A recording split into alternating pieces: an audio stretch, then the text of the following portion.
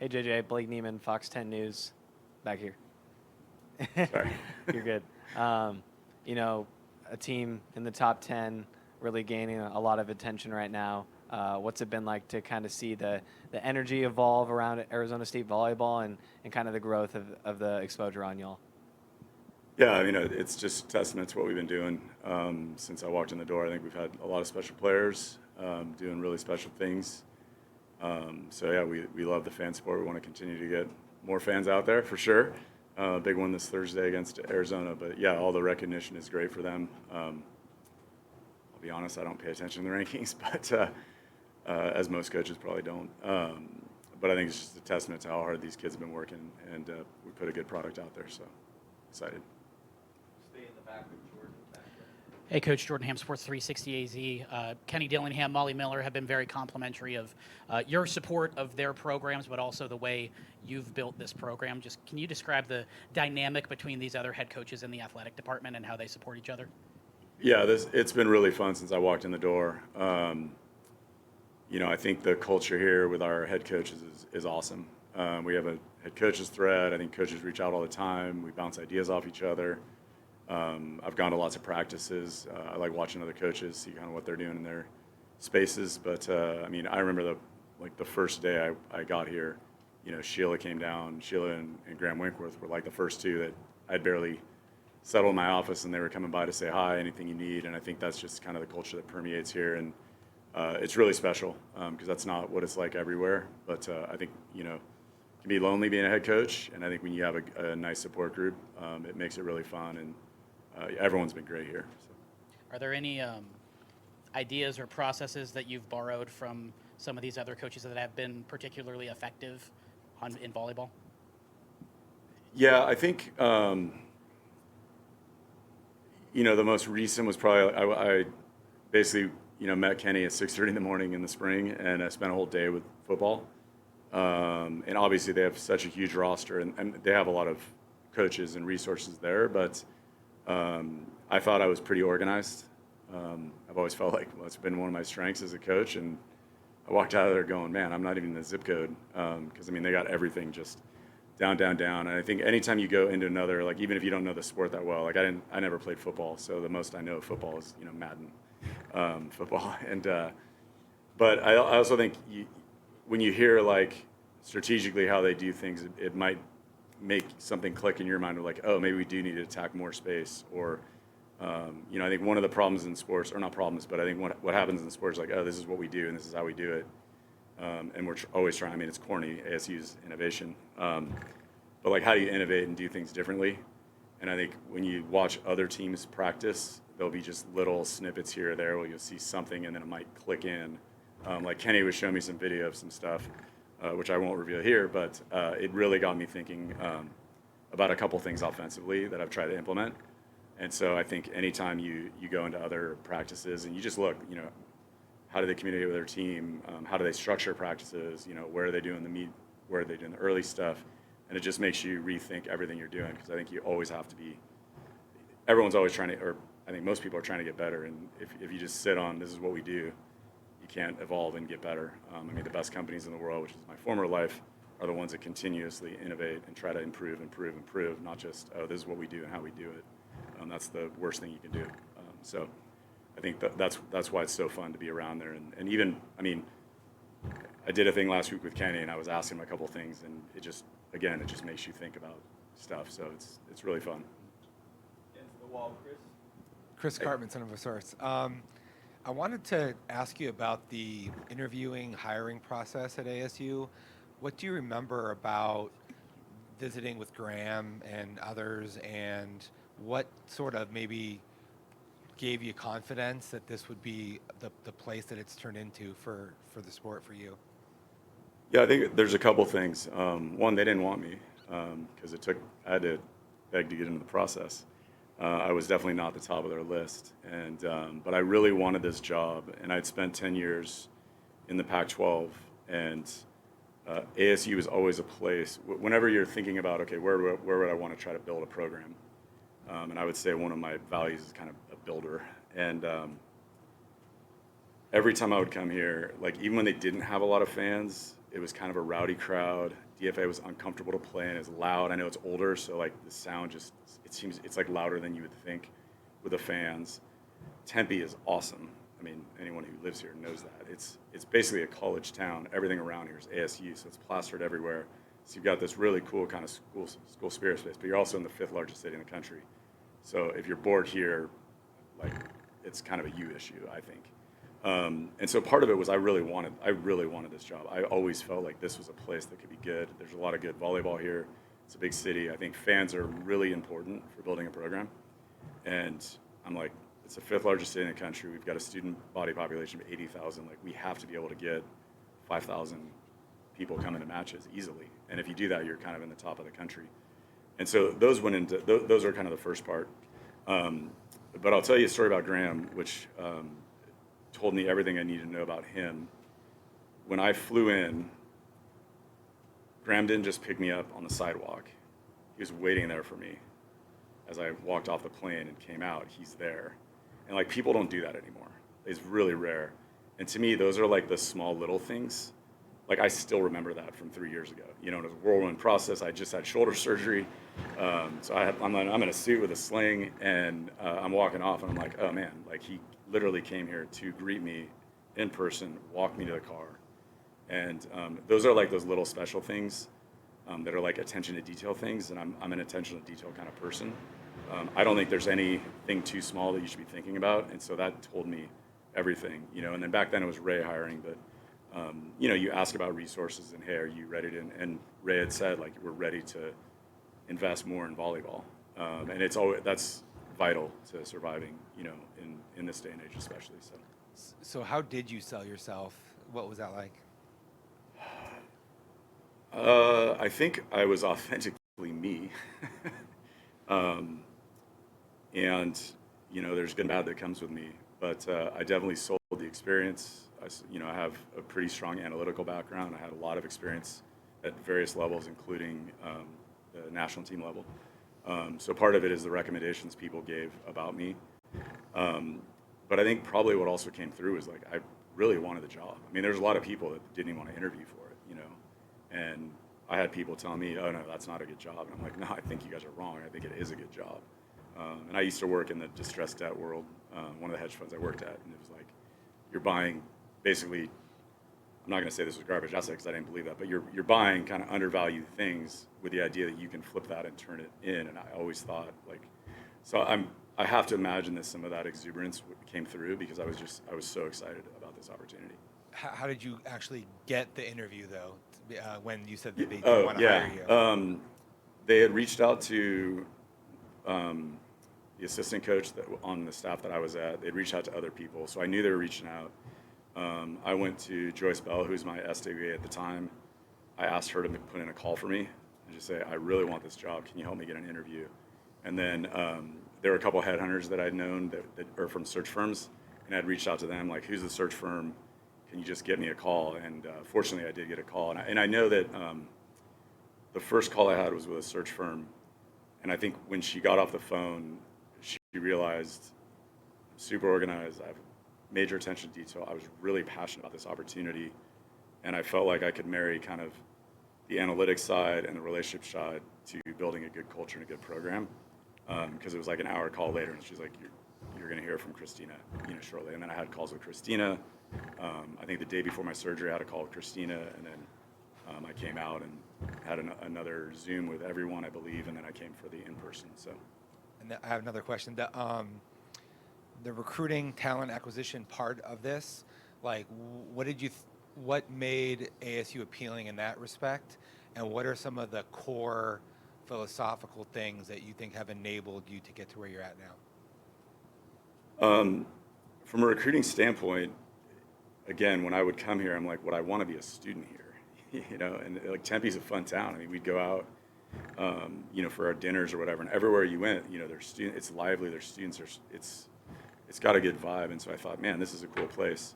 I thought President Crow had done a really, like I came from a hedge fund world, which is like very, I don't know, snooty or hoity-toity about education.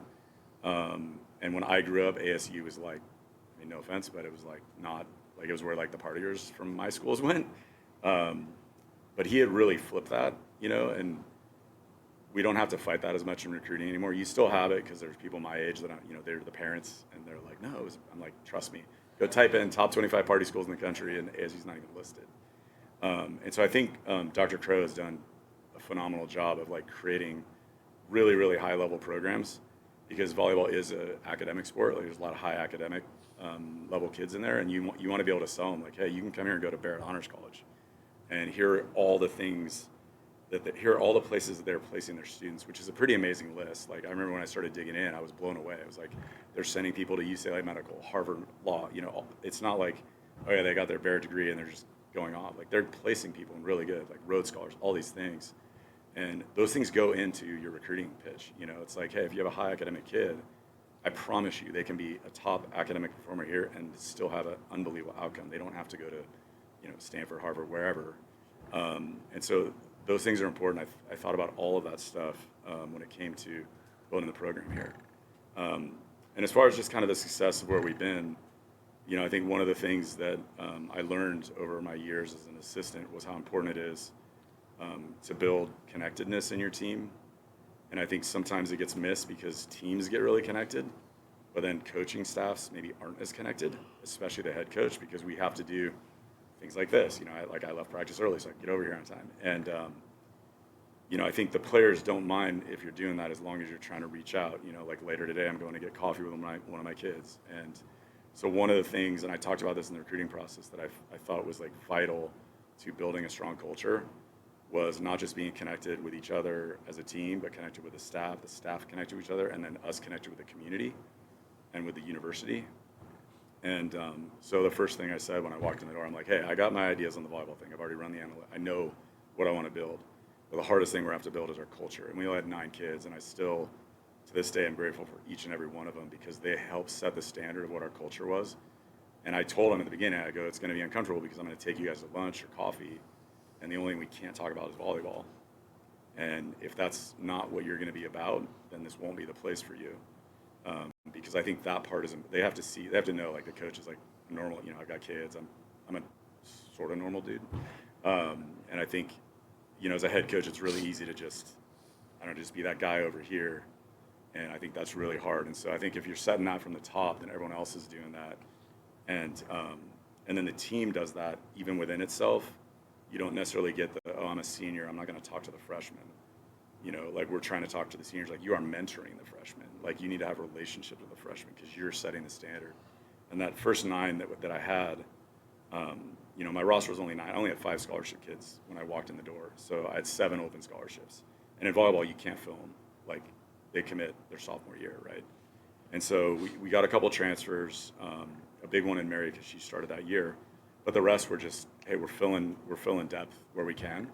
But I thought the cool thing was, you know, we brought in, I think, 5 or 6 kids that year, and like the 9 had set the tone, and so those ones came in and just like kept it going. And ever since, because we've had to continue to use the transfer portal until we can start getting some bigger recruiting classes, they've set like what we do, and that's really special. Even this year, like I was talking to I was at coffee with one of the kids that transferred in this year, and she was just like, how are things going? It's been, I think this was in the spring. It's been a little while. Like, what are you thinking? And she's like, I'm blown away. Like, the team has been, I thought with all the transfers, like, there's going to be drama, there'd be all this stuff. And she's like, this is, like, the most connected group, like, I've ever been in. And, like, that's what you want. You know, you want it when they walk out to the door, forget how the volleyball was. Like, how was their team? And are they, like, 20 years from now, like, fired up to go see their team and be a part of that program? Or are they, like, peace out, it was all drama. And I only have 2 friends with me, so. I think the players are the ones that really set that and have continued to build that for us. It's really special. Hey, Coach, it's good to see you once again. It's Aya Abdeen for Devils in Detail. I have 2 questions for you. So, throughout the season, when it comes to building relationships with the players, especially with Naomi Glover, what have you learned from it? And especially when it comes to the preparation for this year's NCAA tournament, I know the team came short last year. How do you look to continue this approach of getting success day by day? Yeah, I think the prep for the tournament, I think, started with how we built our non-conference. We built the hardest non-conference schedule I had built since I had been here. So we played Pitt and Penn State in huge crowds right away. We played Texas at their place, which is always a sold-out crowd, a hostile environment. And so the idea was, hey, can we get our kids as uncomfortable as possible so that when it comes to tournament time, they've already been around it and they're more comfortable being uncomfortable, because it's really hard to replicate the stress of the tournament. So that's kind of that piece of it, and we, of course, in practice, we're trying to find ways to put pressure on them, little things that we try to do to simulate those environments. And then our relationship piece, it's connecting, and with Noemi, I think she's really, really competitive. So one of the best ways to motivate her is to score stuff. Today we were playing a drill, and all she was doing was looking at the whiteboard to see what her score was the whole time. And then you got to have your conversations with them, and still get them focused on, hey, here are the things that we need you to do. And I think she's been really, really has impressed me with how competitive she is about improving at what she's trying to get better at, which is not always the case. But she's done a nice job there. I think someone like Colby Neal absolutely sets the bar for that and has been phenomenal. And she was another transfer that's come in and has improved dramatically compared to where she was. And again, that's what you're trying to build into the culture. Andrew Hazlett, Devils in Detail. Good morning, Coach. Morning. Looking at your record over the past few years, you only have one regular season loss at home. How huge is that home court advantage for you and this team? It's really big. Volleyball is a sport where home court matters. They've run the analytics on it. And I think as we've built our crowd base, it is unbelievable. I mean, when we were playing BYU on Saturday? I don't remember. Friday? Yeah, Friday night. At one point, BYU had a pretty big crowd. They had brought in like a school of kids. And they started this BYU chant, and the whole rest of the crowd just started screaming ASU over them. And, those are like fun little moments that the players remember. And I remember last year at the U of A game at home, that environment was electric. We had an overscore in the first set that was crazy. From like 24, 20, 22, or whatever it was on, and it kept going until I think it was 30, 28. The whole crowd was standing. The energy was electric. And the team feeds off that. I mean, any fan that doesn't believe in a home court advantage is crazy. It makes a difference. So the more people we get in there, the better we have at beating that opponent, for sure. So going off that, do you have any message to the fans coming up against Arizona this week? Yes, get out there. We want to break our attendance record. We tried last year. We came up slightly short. We've continued to break attendance records since I've been in here, but we haven't broke that 5,000 mark, and I know we can do it. And it's a huge match. That team down south has been playing well. It's a big match for them. It's a big match for us, and they're going to be bussing students up. So, yeah, we got to get out there and show them that this is our home court. We own it. We own Arizona. Coach Michael Caratino, Pitchfork Lunch. When you talk about obviously wanting to build a culture, and I know talking with other coaches and Coach Powers, that he said, be the tradition. That was like when you started. When you look at the electricity, like you said, with the crowd, the fans that you brought out, a game like Friday night, I mean, like BYU, obviously they want revenge. They came out hard. But what do games like that do for your team, and just like that, do for your team, but the first nine, the nine that stayed, how did they help build that moment? Yeah, I think if you watch, we call them our game changers, the kids off the court. They're unbelievable teammates. And not only are they cheering like crazy and are genuinely excited for every player on our court, but they're also helping them. A player comes off and they're telling them what they're seeing. That's a huge thing, and that was all set from how we started. And we've built this really fun culture where everyone, feels involved, is involved, and genuinely loves and appreciates and is cheering for their teammates that are playing, even if they're. I mean, look, no one's happy when they're not playing. That's if they say they're happy, they're lying. We know that, and I think it's probably the hardest role in sports is to be that awesome teammate that's totally engaged, cheering for your team, even though you don't have the role that you necessarily want. And I think that original group and then everyone that's come in has continued to perpetuate that, has really built that, and it's a huge difference. Why we call them game changers. Anything else for Coach? We'll get you, Mike. Jordan. Coach, about a half hour ago, the Sun Devil volleyball social media account was putting out a photo of you and Kenny with some decks of cards and something about tomorrow. Can you elaborate on any of that? Yeah, I have this weird little side hobby I started doing back in January, which is just doing magic tricks with cards. And I found out Kenny's got some card tricks too. So I've done a couple episodes. I think we call them Card Tricks with JJ. Is that right?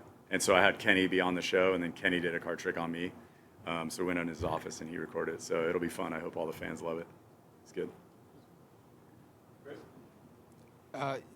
You mentioned how most of the best volleyball players are committed to colleges by the time they're like sophomores or whatever.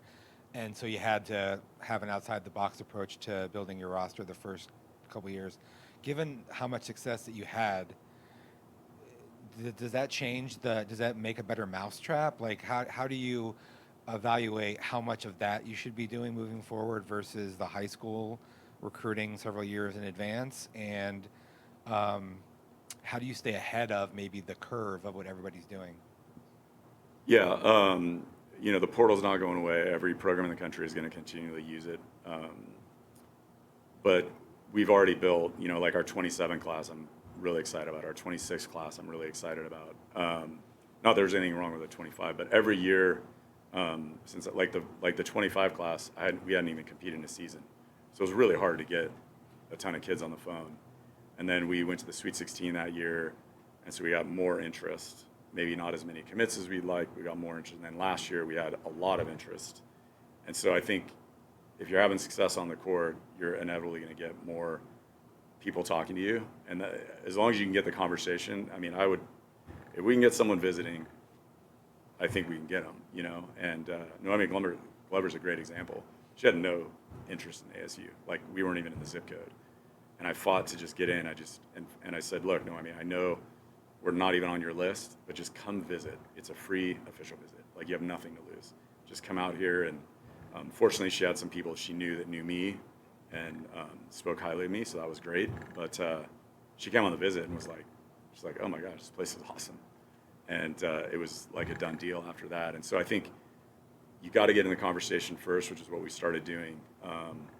And yeah, it'll be a mix going forward. We still have to, like last year we graduated, I think eight players, including our whole start. This year's lineup is a completely new lineup.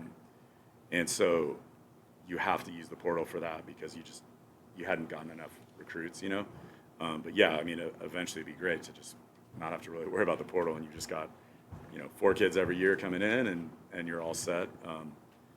What I've learned in recruiting and college sports is it's never like that. A kid could quit, retire, transfer for various reasons. So you always have to have the flexibility to go in the portal. Is it the case that, not to disparage your success you've already had, but that the talent that you have lined up in these next couple classes, just like raw potential, is like better than what you've already had to work with the first 2 or 3 years at ASU?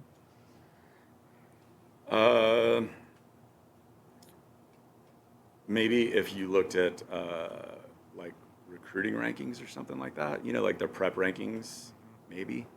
What about when factoring in that you would theoretically perhaps have them for a longer period of time to develop them? I feel very confident we do a good job developing players. Every kid that's been in here has performed better here than they have at their past places. So like in my recruiting presentation, I have sometimes it's a little over the top because it's analytics, but we've been the first 2 years here, we were the top 5 passing team in the country those 2 years, and no one on those rosters had anyone ever considered a good passer. And even this year, I thought our passing would be way down, and we've been hanging in there pretty well. So development is a pitch, and I think the longer you have someone, if they stick with it, again, they get ingrained in your culture, kind of the intensity in the gym. Like, I am a fairly intense coach with high standards.